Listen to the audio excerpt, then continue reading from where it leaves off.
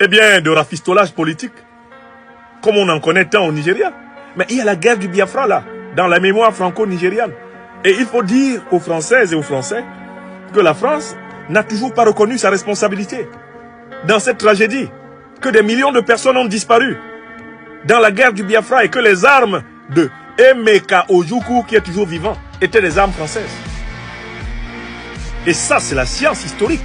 C'est quelque chose qui est incontestable.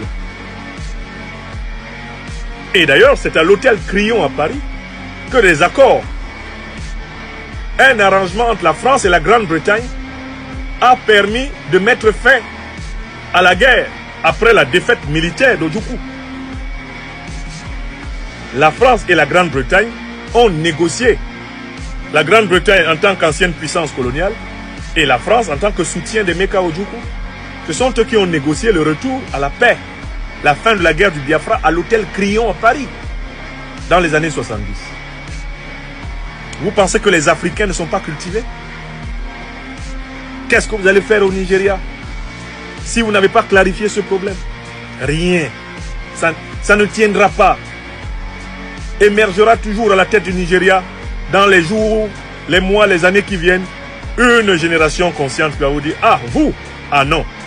Ah, vous, ah non. » Ça ne peut pas continuer. Bon, alors, suite et fin.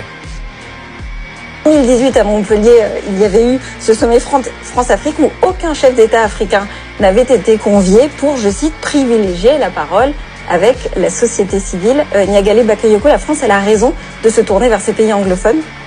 Alors, ce n'est pas nouveau non plus, cette volonté de se tourner vers les pays anglophones. Ça fait partie, je dirais, depuis les années 90, depuis l'époque de Lionel Jospin qui